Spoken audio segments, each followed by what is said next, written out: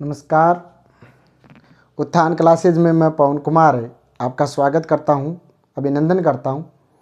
उत्थान क्लासेज की ये सीरीज के फर्स्ट विषय आज प्रथम क्लास है और प्रथम क्लास मैं आपके लिए इतिहास विषय की लेके आ रहा हूं। इतिहास विषय अपन पढ़ेंगे धीरे धीरे क्रमबद्ध। पहले प्राचीन भारत पढ़ेंगे, फिर मध्यकालीन भारत पढ़ेंगे और फिर आधुनिक भारत पढ़ेंगे। और साथ साथ में मैं कोशिश करूँगा कि राजस्थान का इतिहास और कला और संस्कृति भी साथ ही प्रारंभ करें, एक क्लास अन्य आ जाए। देखते हैं क्या होता है, लेकिन ये इतिहास की क्लास आज से शुरू है और इसमें आपको आज जो मैं इतिहास पढ़ाऊँगा वो बेसिक जानकारी है इतिहास की, क्योंकि इतिहास की बेसिक जानकारी जानना ज़रूरी है। मैं इससे कोई प्रश्न तो नहीं आएगा, इतिहास की बेसिक जानकारी से कोई भी प्रश्न नहीं आएगा, है ना। लेकिन आपकी जानकारी होनी चाहिए कि आप इतिहास पढ़ रहे हो, है ना। तो आपको ये जानकारी होना चाहिए कि इतिहास क्या है, किन शब्दों से मिलकर बना है, इतिहास के प्रमुख तत्व क्या हैं, इतिहास का वर्गीकरण पढ़ने के लिए जो वर्गीकरण किया गया है वो क्या है, इतिहास के पितामह कौन है और इतिहास का महत्व क्या है हमारे जीवन में, है ना। तो ये ज़रूरी है और इनको मैं इस कक्षा में समाहित करूँगा। उसके बाद अपने जो अगली कक्षा पढ़ेंगे उसमें प्राचीन भारत से अपने ये कक्षा प्रारंभ करेंगे। तो आज अपन पढ़ते हैं इतिहास और सबसे पहले इतिहास की अपन देखते हैं कि इतिहास शब्द दो शब्दों से मिलकर बना है। कितने शब्दों से? दो शब्दों से मिलकर बना है। एक है इति और एक है हास। भाई इतिहास दो शब्दों से मिलकर बना है, एक इति और एक हास। इति का अर्थ होता है ऐसा ही, इति का अर्थ क्या होता है? ऐसा ही। और हास का अर्थ होता है घटित हुआ। क्योंकि इतिहास कहता है कि ऐसा कोई कुछ घटित हुआ होगा। भाई ऐसा कुछ घटित हुआ होगा।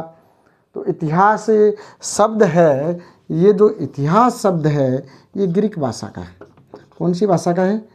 ग्रीक भाषा का है। और जो हिस्टोरिका शब्द से बना है, हिस्टोरिका शब्द से बना है, जिसका अर्थ होता है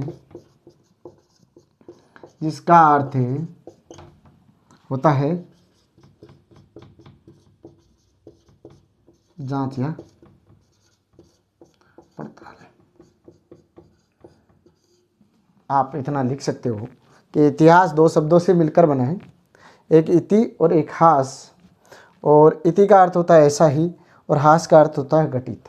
मैं एनसीईआरटी बेस्ड पे ही ये क्लासें लेने वाला हूँ कि आरपीएससी का भी जो पैटर्न चल रहा है परीक्षाओं में आपने देखा होगा, सेकंड ग्रेड में, फर्स्ट ग्रेड में, कि एनसीईआरटी से बहुत ज़्यादा प्रश्न सीधे के सीधे उठाए जा रहे हैं। तो मैं मेरी इतिहास विषय में सम्मिलित करूँगा, एनसीईआरटी ज़्यादा सम्मिलित करने की कोशिश करूँगा और एनसीईआरटी और अन्य बुक उन सभी का मिश्रण करके आपको मैं इन नोट्सों में लिखाऊंगा। तो जो ये नोट्स हैं वो पर्याप्त हो जाएंगे आपके लिए इस क्लासों में, है ना। तो आप ये लिखते जाइए, साथ साथ में क्लास सुनते जाइए और साथ में लिखते जाइए कि इतिहास दो शब्दों से मिलकर बना है। एक होता है इति और एक होता है हास। इति का अर्थ होता है ऐसा ही और हास का अर्थ होता है घटित हुआ, यानी। और इतिहास ग्रीक भाषा के हिस्टोरिका शब्द से बना है, जिसका अर्थ होता है जांच या पड़ताल। इतिहास होता क्या है? भाई इतिहास से कोई प्रश्न पूछ ले, इतिहास होता क्या है, कि इतिहास क्या है? इतिहास क्या है? भविष्य में ऐसी घटनाएं, यानी कि अतीत की वो घटनाएं, महत्वपूर्ण घटनाएं। ये नहीं कि कल अपन ने चाय पिया ये इतिहास है। इतिहास जरूर है, लेकिन महत्वपूर्ण वो घटनाएं जो मानव सभ्यताओं में परिवर्तन ला सकी। इतिहास की वो महत्वपूर्ण घटनाएं जो व्यवस्थित व क्रमबद्ध रूप से जिसका अध्ययन किया जाता है वो इतिहास है। यानी कि अतीत की वो घटनाएं या महत्वपूर्ण घटनाएं जिसका क्रमबद्ध, व्यवस्थित व क्रमबद्ध रूप से अध्ययन किया जाता है, इतिहास होता है। और इतिहास कहानियों और कविताओं का संग्रह नहीं है। आप मानते हो कि इतिहास कहानियों का संग्रह है, राजा महाराजाओं का युद्ध है, लेकिन इतिहास वो नहीं है। ये है, इतिहास में राजा महाराजे है, कहानियाँ हैं, संग्रह है, कुछ प्रमाणिक तथ्य हैं, कुछ प्रमाणिक नहीं है तथ्य, है ना। इतिहास ऐसे मानता है। इतिहासकार की मनोदशा पर भी इतिहास टिका हुआ है कि इतिहासकार जैसा लिखता है, एक राजा की प्रशंसा करता है, दूसरे राजा की नहीं करता है, और दूसरा इतिहासकार उस राजा की प्रशंसा करता है, उसकी दूसरे राजा की बुराइयां करता है या आलोचना करता है ना। तो ये तथ्य पर टिका हुआ है कि तथ्य क्या मानता है ना। तो इसमें अपन इस कक्षा में पढ़ेंगे कि इतिहास के लिए कौन कौन से तथ्य आवश्यक हैं, है ना। और इतिहास होता क्या है? इतिहास एक वैज्ञानिक तरीके से, यानी कि मानव समाज का, सभ्यता का और उस संस्कृति का वैज्ञानिक तरीके से पता लगाना ही इतिहास है। और वो हमारे जीवन में क्या इफेक्ट डालते हैं, क्या प्रभाव डालते हैं, है ना, कि अपने उसके पुराने जो इतिहास में बीत चुका उसको अपने जीवन में कैसे उतार पाते हैं। और इतिहास जो गलती कर चुका वो अपन गलती नहीं करे, वहाँ से इतिहास से अपन सीख सकते हैं। तो इतिहास, मान लो आपके माता पिता पढ़े लिखे हैं, है ना, उन्होंने थोड़ी तैयारी कम की, है ना, आपको पता होगा कि वो अपने इतिहास आपको बताएंगे कि मैंने बीएड की है और उस समय भर्ती आई और मैंने 2 या 3 महीने ऐसे ही भागदौड़ में बिता दी, घर के पढ़ाई मैंने की थी, और फिर 3 महीने मैंने पढ़ा और पेपर दे के आया, लेकिन मैं 1 या 2 नंबर से रह गया। और अब आप उस इतिहास से सीख लोगे कि अपने को रेगुलर, नियमितता से अपने को पढ़ाई करनी है ना। तो इतिहास अपने को, जो अपने इतिहास ने गलती की है, अपने पूर्वजों ने गलती की है, उसको सुधारने कि अपन उससे आगे निकल सकें, उसको सुधारने की भी अपने को, है ना, सिखाता है कि इतिहास क्या होता है। कि इतिहास की अपन परिभाषा लिखें तो इतिहास की परिभाषा कि इतिहास होता क्या है।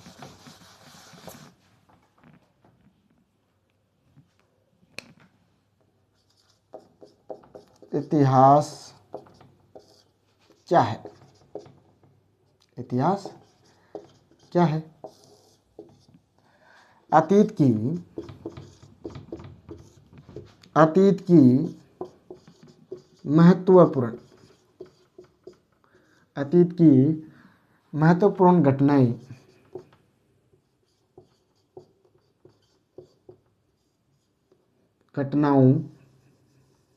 अतीत की महत्वपूर्ण घटनाओं को व्यवस्थित एवं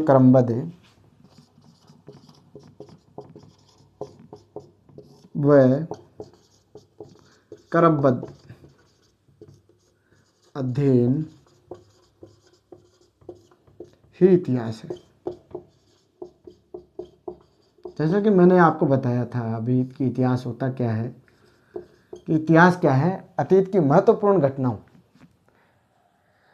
कि जिससे मानवीय समाज में परिवर्तन हो, उनके क्रियाकलापों से, उनकी सभ्यताओं से, उनकी संस्कृति से आज के मानव पर और उस समय के मानव पर प्रभाव पड़े, वो घटनाएं, है ना, उसको व्यवस्थित और क्रमबद्ध पढ़ना ही क्या है? इतिहास है। तो इतिहास के क्या क्या तत्व हैं जिससे अपन उसकी सटीकता और प्रामाणिकता पे अपने मान सकते हैं कि ये इतिहास है। इतिहास के प्रमुख तत्व क्या क्या हैं? तो इतिहास, अगला पॉइंट लिखो, इतिहास के मुख्य तत्व है। तो इतिहास के मुख्य तत्वों में पहला है स्रोत, कि इतिहास के जो भी स्रोत हैं, है ना, जैसे पुरातात्विक स्रोत हैं, उन घटनाओं पर आधारित है, भाई उन स्रोतों का अध्ययन करेगा इतिहासकार, उसमें जो मिलने वाली चीज़ें हैं उनका अध्ययन करेगा, उसके आधार पर ही, तो उन स्रोतों के आधार पर ही वो इतिहास लिख पाएगा। तो इस स्रोतों में अपन मान सकते हैं, एक पुरातात्विक स्रोत,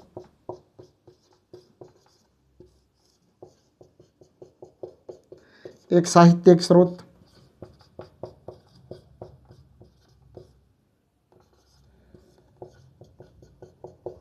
और तीसरा है मौखिक स्रोत।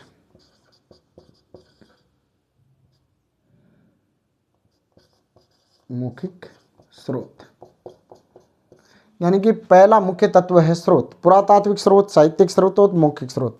स्रोत यानी कि घटनाओं पे आधारित कोई भी अपने को अभिलेख मिलता है, सिक्के मिलते हैं, मर्द भांड मिलते हैं, स्मारक या भवन दबे भी मिलते हैं, उनका इतिहासकार अध्ययन करेंगे और अध्ययन करने के बाद ही पता लगाएंगे और उन घटनाओं की निष्पक्षता से लिखेंगे, है ना, तो वो इतिहास है। इतिहास का मुख्य स्रोत तो हैं। और ये पुरातात्विक साहित्य को ये स्रोत अपने जब प्राचीन भारत की शुरुआत करेंगे कि भारतीय इतिहास की जानकारी के स्रोत, तो उसमें इसको विस्तार से अपन पढ़ेंगे। ये बेसिक क्लास है तो बेसिक ही रहे तो ठीक रहे।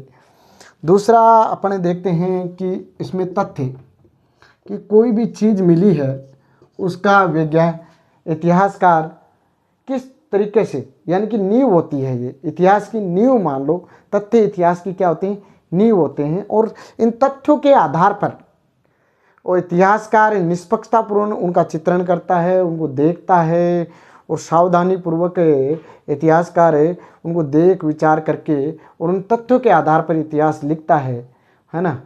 तो सही और गलत का अनुभव होता है अपने को। और तीसरा है समय। तीसरा है समय।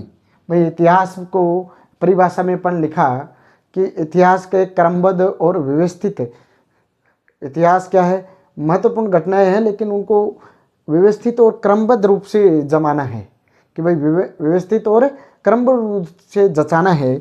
तो समय उसके लिए, इतिहास के लिए महत्वपूर्ण तत्व है क्योंकि क्रमबद्ध और व्यवस्थित रूप से जचाने के लिए समय का महत्वपूर्ण स्थान है इतिहास में। और चौथा है स्थान, कि कोई भी घटना होगी, मानो कोई भी घटना होगी तो किसी स्थान पे होगी। भाई कोई भी घटना होगी तो कहाँ होगी, किसी स्थान पे होगी। तो उस स्थान की भौगोलिक, सामाजिक, आर्थिक और राजनीतिक और सांस्कृतिक व्यवस्थाओं का उस स्थान से ही तो पता चलेगा और उस स्थान से ही उसकी वैल्यू का पता चलेगा। तो ये इतिहास के मुख्य स्रोत हैं और इन सबको मिलाकर इतिहासकार इतिहास लिखता है। तो इतिहासकार भी इसका मुख्य तत्व है कि इतिहासकार इतिहास का मुख्य तत्व है क्योंकि ये स्रोत को, तथ्य को, समय और स्थान को मिलाकर इतिहासकार लिखेगा, है ना। तो भी तो अपन मान सकते हैं कुछ किताबें प्रमाणिक मानते हैं, कुछ अप्रमाणिक भी मानते हैं। अप्रमाणिक और कुछ राज्यों को ख्याति यानी कि अपन देखते हैं प्रशस्ति कहीं बढ़ा चढ़ा कर लिखी हुई है कि वो राजाओं ने किया है, ऐसे किया है, वैसे किया है ना। तो इतिहासकार पूर्वग्रह से ग्रसित है, मनुष्य है, वो जिसके पास रहेगा, जिस राजाओं के पास रहेगा उसकी ख्याति वो ज़्यादा बताएगा, है ना। तो ये इसके मुख्य तत्व हैं, ये आप लिख लो एक बार। और फिर आगे अपने बताते हैं कि इतिहास के को पढ़ने के लिए अपने कि वर्गीकरण जो किया गया है वो किस आधार पे किया गया है, कि इतिहास के प्रकार या इतिहास को पढ़ने के लिए अपन वर्गीकरण करते हैं तो वो किस आधार पे किया गया है। एक तो साक्ष्यों के आधार पे किया गया है और एक समय अवधि के आधार पर। यानी कि इतिहास का वर्गीकरण इतिहास को पढ़ने के अध्ययन की दृष्टि से, यानी कि अध्ययन करने की दृष्टि से दो प्रकार से मान लो, मुख्यतः दो प्रकार से हैं, तो तीन प्रकार से, लेकिन अपन मुख्यतः दो प्रकार अपन मान सकते हैं। एक तो साक्ष्यों के आधार पर और दूसरा है समय अवधि के आधार पर। तो अपन ये मिटा दूं, आपने लिख लिया होगा तो मैं मिटा देता हूँ। धीरे धीरे आप धीरे करके भी इस नोट्सों को लिख सकते हैं, इसकी स्पीड कम करके भी आप इन नोट्सों को लिख सकते हैं। नोट्स ज़रूरी हैं जीवन में। नोट्स आप यदि आप लिखोगे क्लास के साथ साथ तो आपको याद हो जाएंगी। ये मैं मानता हूँ कि याद करने का तरीका ज़्यादातर लिखने वाला होना चाहिए, कि आप लिखोगे, साथ साथ लिखोगे तो आपको वो स्थायी रूप से याद हो जाएंगे, मेरा ये मानना है। और जिस तरह से आप याद करते हो उस तरह से करते रहिए। तो इतिहास के अध्ययन की दृष्टि से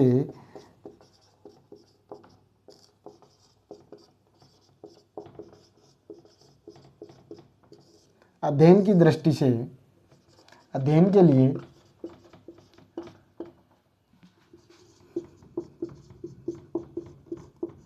इतिहास का वर्गीकरण दो प्रकार से है, मुख्य रूप से दो प्रकार से कर सकते हैं, दो प्रकार से।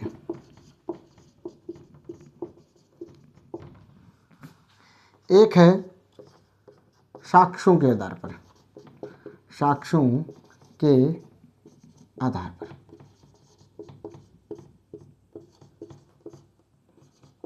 वर्गीकरण, और एक है समय अवधि के आधार पर।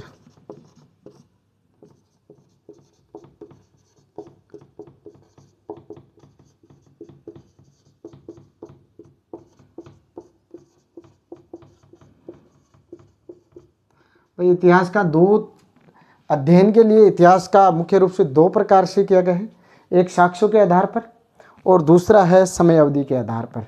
तो साक्ष्यों के आधार पर अपन माने तो साक्ष्य के आधार पर तीन तरह से कि साक्ष्य क्या क्या मिले, उन साक्ष्यों का, अभिलेखों का और किताबों का और उनका अध्ययन के लिए तीन प्रकार से हैं, कि अध्ययन में तीन प्रकार से हैं। तो वो मैं अभी आपको बता देता हूँ, आप लिख लो, है ना। कि एक तो है प्राग ऐतिहासिक काल, एक है आदि ऐतिहासिक काल और तीसरा है ऐतिहासिक काल। प्राग ऐतिहासिक काल वो है जिसमें न तो कोई लिखित साक्ष्य मिले हैं, सिर्फ अवशेषों के आधार पर ही अपन उन सभ्यता का पता लगा सकते हैं, कि ऐसी उनके कुछ भी लिखित साक्ष्य नहीं मिले अपने को उस काल में। प्राग ऐतिहासिक काल में कुछ भी लिखित साक्ष्य नहीं मिले हैं, सिर्फ अवशेषों के आधार पर। जैसे पाषाण काल, इसमें पाषाण काल में पूरा पाषाण, मध्य पाषाण, नवपाषाण, ये सभी जो पाषाण कालिक हैं वो सभी अवस्थाएं, है ना, वो सभी प्राग ऐतिहासिक काल में। फिर मानव सभ्यता का विकास हुआ आदि ऐतिहासिक काल में। उन्होंने लिखना तो सीखा, भाई लिखना सीखा, उसको आदि ऐतिहासिक काल कहते हैं। उन्होंने लिखना सीखा चित्र भाव चित्रात्मक रूप से या किसी भी अन्य लिपि से, बुद्धोफेस्टन जिसको अपन कहते हैं सिंधु घाटी में, कि यानी कि आदि ऐतिहासिक काल में आ गए। तो आदि ऐतिहासिक काल वो काल है, आदि ऐतिहासिक काल वो काल है जिसमें कुछ लिखा तो गया है लेकिन अभी तक पढ़ा नहीं गया है। भाई लिखा तो गया है लेकिन अभी तक पढ़ा नहीं गया, वो सिंधु घाटी सभ्यता है। और ऐतिहासिक काल वो काल है जिसमें लिखा भी गया है और पढ़ा भी गया है ना। तो जो आधुनिक काल है, सिंधु घाटी सभ्यता के बाद का काल है, वो काल ऐतिहासिक काल में आता है। तो आप एक बार ये लिखिए, तो मैं इसको साक्ष्य के आधार पर लिख देता हूँ, दूसरा समय अवधि के आधार पर फिर बाद में लिखा देता हूँ। तो साक्ष्यों के आधार पर तीन प्रकार के हैं,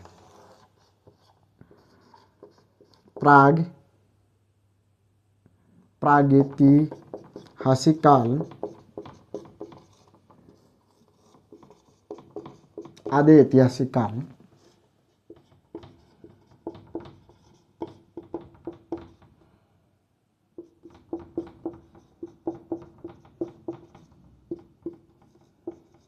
और तीसरा है ऐतिहासिक काल।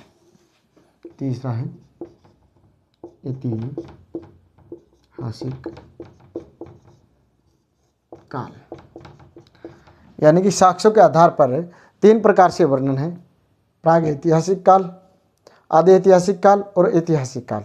तो प्राग ऐतिहासिक काल में वो आते हैं कि कोई भी लिखित साक्ष्य नहीं है, कोई भी लिखित साक्ष्य तो नहीं है, लिखित साक्ष्य नहीं है। अवशेषों के आधार पर, अवशेषों के आधार पर ही पर इतिहास अवशेषों के आधार पर ही है। तो इसमें कौन कौन से हैं? गुफा चित्र,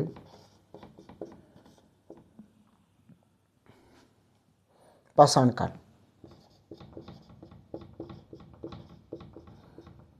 ये सभी इसमें हैं। पाषाण काल वाली, नवपाषाण, ये आदि ऐतिहासिक काल। लिखित साक्ष्य तो हैं, लिखित साक्ष्य उपलब्ध हैं, लेकिन अभी तक ये नहीं कह सकते अब पढ़ा नहीं जा सकता, अभी तक पढ़ा नहीं जा सका है। और इसमें सिंधु घाटी सभ्यता है। इसमें कौन सी है? सिंधु घाटी सभ्यता। इसमें क्या है? सिंधु घाटी सभ्यता है। प्रागैतिहासिक काल कोई भी लिखित साक्ष्य नहीं है, सिर्फ अवशेषों के आधार पर है। और लिखित आदि ऐतिहासिक काल लिखित साक्ष्य उपलब्ध है लेकिन लिखा नहीं गया। और ऐतिहासिक काल इसमें लिखित साक्ष्य भी उपलब्ध है, लिखित साक्ष्य उपलब्ध भी है, लिखित साक्ष्य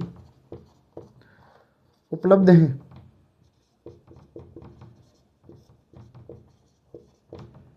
और पढ़ा भी गया है।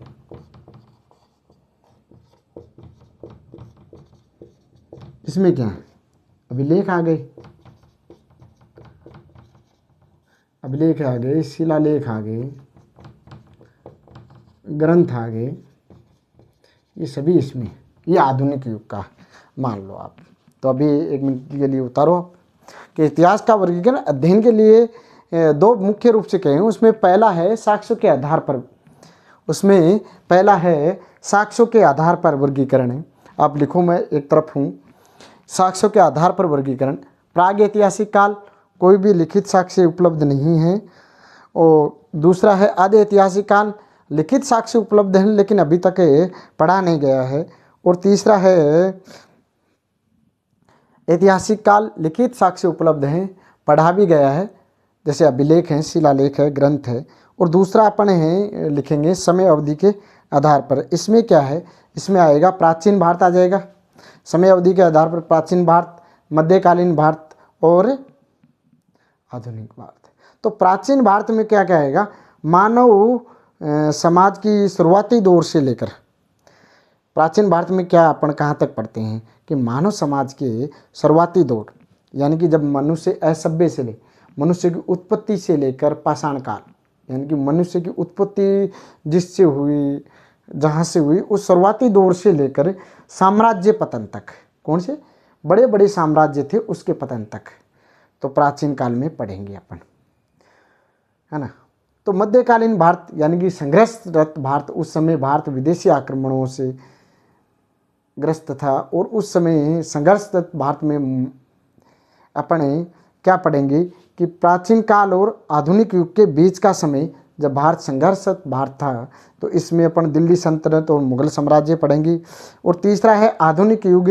आधुनिक युग में यूरोप महाद्वीप में पुनर्जागरण और वर्तमान अब तक अपन पढ़ेंगे आधुनिक भारत में।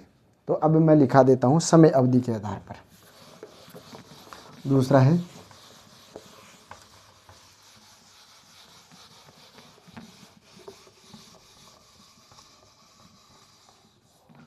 है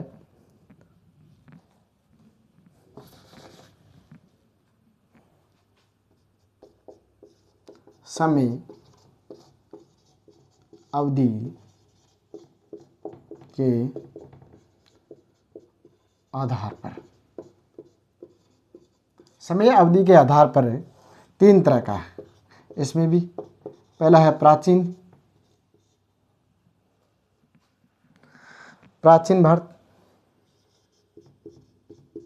दूसरा है आधुनिक भारत, दूसरा है मध्यकालीन भारत। दूसरा है मध्यकालीन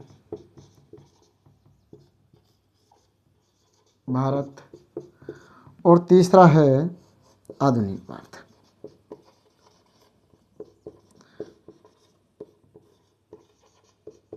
इस तरह से अपन तीन तरह समय अवधि के आधार पर भारतीय इतिहास पढ़ेंगे। तो प्राचीन भारत यानी कि मानव सभ्यता के शुरुआती दौर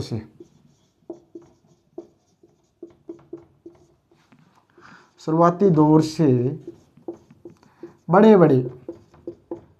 बड़े साम्राज्य के पतन तक है। जैसे अपन इसमें पढ़ेंगे कि शुरुआती दौर में मनुष्य मनुष्य की उत्पत्ति से लेकर अपन इसमें पढ़ेंगे मौर्य काल, गुप्त काल, ये सब इसमें पढ़ेंगे। मध्यकालीन भारत में इसको अपन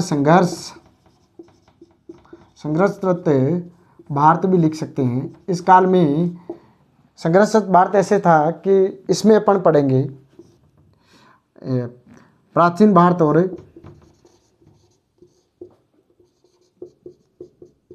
आधुनिक भारत।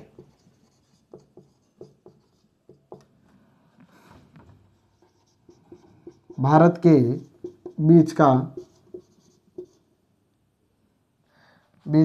बीच का समय। तो इस समय अपन इसमें पढ़ेंगे मुगल सल्तनत काल, सल्तनत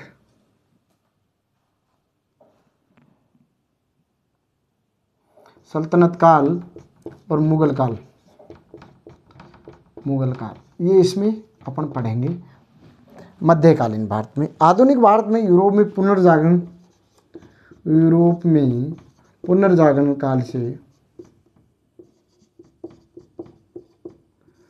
काल से तो अब तक का जो इतिहास है, अब तक का इतिहास अपन इसमें पढ़ेंगे। ये आधुनिक भारत में पढ़ेंगे। यानी कि इतिहास समयावधि के आधार पर 3 भागों में बांटा गया है। प्राचीन भारत, मानव सभ्यता शुरुआती दौर से बड़े बड़े साम्राज्य के पतन तक। मध्यकालीन भारत, संघर्षरत भारत इसको अपन बोल सकते हैं। इसमें प्राचीन भारत और आधुनिक भारत के बीच के जो समय है वो अपन इसमें पढ़ेंगे, सल्तनत काल और मुगल काल। और आधुनिक भारत में यूरोप के पुनर्जागरण से मान लो, आप पुनर्जागरण काल से मान लो, औद्योगिक विकास हुआ, पुनर्जागरण हुआ, उस काल से मान लो अब तक का जो इतिहास है वो इस काल में अपन पढ़ेंगे। अब लिखो, मैं एक तरफ हो जाता हूँ और फिर आपको इसमें एक वर्गीकरण जो एनसीईआरटी में दे रखा है वो और मैं करवा देता हूँ कि भारतीय इतिहास का सर्वप्रथम अध्ययन हेतु वर्गीकरण विभाजित किया। यानी कि भारतीय इतिहास को पढ़ने के लिए सबसे पहले जिसने विभाजित किया वो लिखा देता हूँ। एनसीईआरटी में है, पूछ सकते हैं प्रश्न, इसलिए मैं इसमें लिखा देता हूँ आपको। तो ये आपने उतार लिया, मैं लिखा देता हूँ।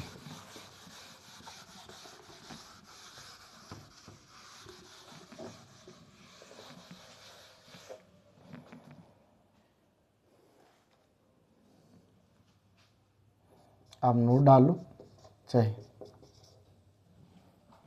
आप नोट डालो, मैं इसको ग्रीन से लिखा देता हूँ तो अंडरलाइन हो जाएगी।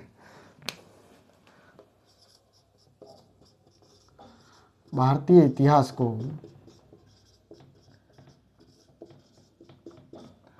अध्ययन हेतु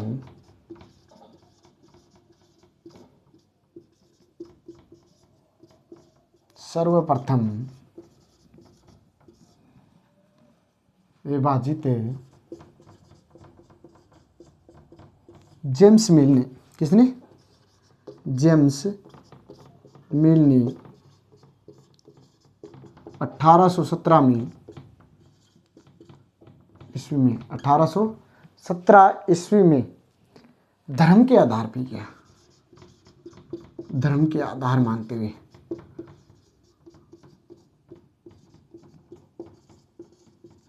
ये प्रश्न आ सकता है कि भाई अभी तक जो पढ़ा है उसमें कोई प्रश्न नहीं था, लेकिन ये प्रश्न आपके आ सकता है कि भारतीय इतिहास को अध्ययन की दृष्टि से सबसे पहले किसने विभाजित किया?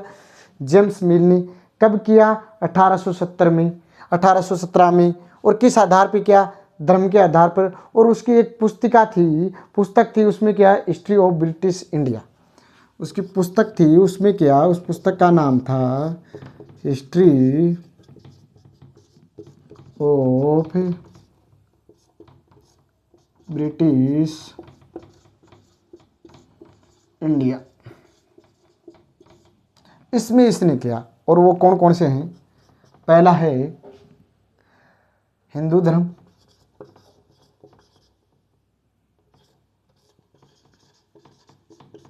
दूसरा है इस्लाम धर्म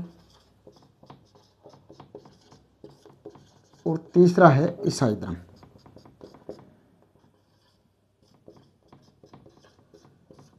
यदि हम इसको अपने समय अवधि के आधार पे देखें, भाई इसको अपने अपने समय अवधि के आधार पे देखें तो हिंदू धर्म को अपन प्राचीन भारत कह सकते हैं कि उस समय अपने हिंदू धर्म और बड़े बड़े साम्राज्य थे प्राचीन भारत में। मौर्य काल, गुप्त काल, उससे पहले वैदिक सभ्यता, सिंधु घाटी सभ्यता, यानी कि हिंदू धर्म मान सकते हैं। दूसरा, इस्लाम धर्म जो संघर्ष भारत था, मुगल काल था, दिल्ली सल्तनत, तो ये मध्यकालीन भारत हो सकता है, मध्यकालीन भारत हो सकता है।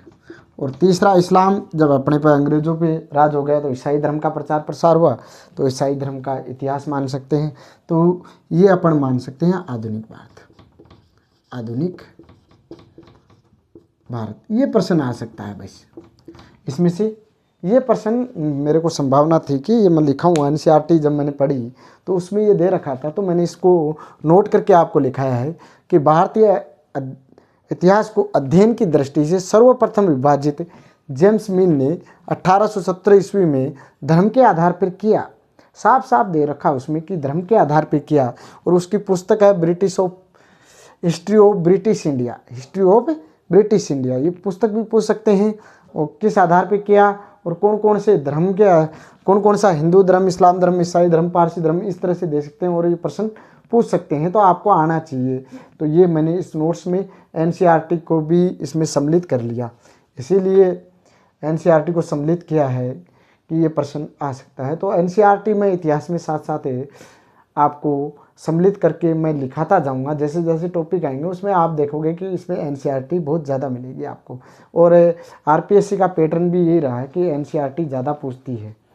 तो अभी एक और नोट लिख के क्लास के अंत में मैं लिख देता हूँ कि अभी क्लास अपनी ख़त्म होने वाली है, और क्लास के अंत में और नोट्स लिख देता हूँ, नोट लिख देता हूँ जो बेसिक चीज़ें हैं जो मैं लिख देता हूँ, आप नोट लगा लो।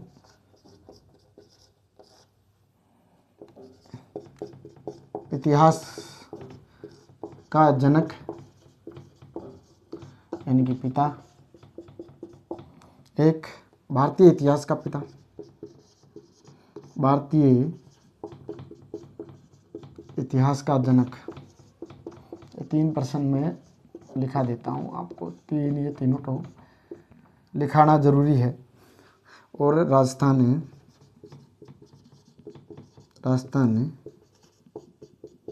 इतिहास का जनक या पिता। और ये तीनों ही भारतीय नहीं है, ये तीनों ही भारतीय नहीं है, इसीलिए भारतीय इतिहास में कुछ प्रासंगिकता ही हैं, प्रामाणिकता कम अपन मांगते हैं, प्रामाणिकता कम है। तो ये इसीलिए है कि इतिहास का जनक तो है हेरोडोटस,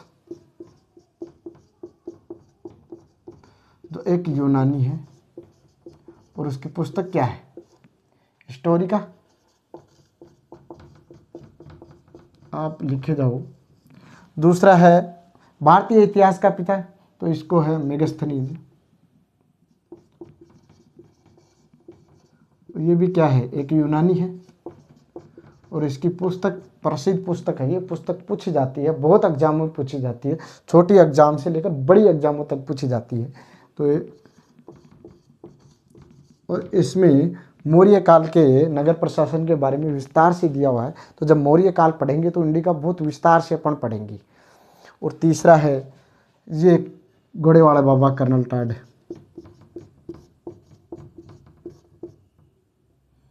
ये कौन है, ब्रिटिश, और इनकी पुस्तक का नाम है annals and antiquities of Rajasthan. Annals है, इसकी पुस्तक मैं यहाँ नाम लिख देता हूँ, पुस्तक है वहाँ नहीं आया, एनालस है एंड एंटिक्विटीज ऑफ राजस्थान। ये मोस्ट महत्वपूर्ण है, इस क्लास का महत्वपूर्ण नहीं, ये भी नोट्स लगा के इसीलिए लिखा है कि ये भी महत्वपूर्ण, कभी कभी पूछ लेते हैं एग्जाम में, ज़्यादातर नहीं पूछते कि लेकिन कभी पूछ ले कि इतिहास का जनक किसे कहा था, हेरोडोटस, और इसकी पुस्तक का क्या नाम है, हिस्टोरी का। और हेरोडोटस कहाँ का निवासी था? यूनान का निवासी था। और भारतीय इतिहास का जनक अभी तक मेरे को पता है, बहुत कम लोगों को पता था कि भारतीय इतिहास का पिता या जनक किसे कहा जाता है। ये मेगास्थनीज को कहा जाता है, जो भी यूनान का सेल्यूकस निकेटर का चंद्रगुप्त मौर्य के राज दरबार में भेजा गया था। और इसकी पुस्तक है हिंदी का, जिसके बारे में अपन जब मौर्य काल पढ़ेंगे, प्रशासन पढ़ेंगे, तो उसमें नगर प्रशासन के बारे में इंडिका में मज़ेदार कुछ बातें दे रखी है, तो अपन पढ़ेंगे तब बताएंगे। और तीसरा, राजस्थान इतिहास के जनक कर्नल टोड्स, घोड़े वाले बाबा, कौन भूल सकता है। एनालिस, इसकी पुस्तक है annals and antiquities of Rajasthan. और इतिहास क्यों ज़रूरी है, इतिहास का क्या महत्व है, ये मैं आपको अभी ऐसे ही बता दूं या लिखाऊं या कोई ज़रूरी नहीं, क्योंकि इसके कोई प्रश्न तो आएगा नहीं। तो राजस्थान इतिहास क्यों ज़रूरी है? इतिहास इसलिए ज़रूरी है कि इतिहास वर्तमान को समझने में मदद करता है, अपने वर्तमान को समझने में मदद करता है, जो भविष्य में थी कि वर्तमान को समझने में मदद करता है इतिहास भविष्य की गलतियों को नहीं करने के लिए सिखाता है, कि भविष्य में ऐसी गलती न हो, जो मैंने पहले भी बताई थी कि इतिहास क्या सिखाता है कि वर्तमान को बेहतर ढंग से समझने के लिए भविष्य में जो भी गलतियां हैं अपने को, वो गलतियां अपन भविष्य में नहीं करें, पुराने अपने पूर्वजों ने जो की है उनको।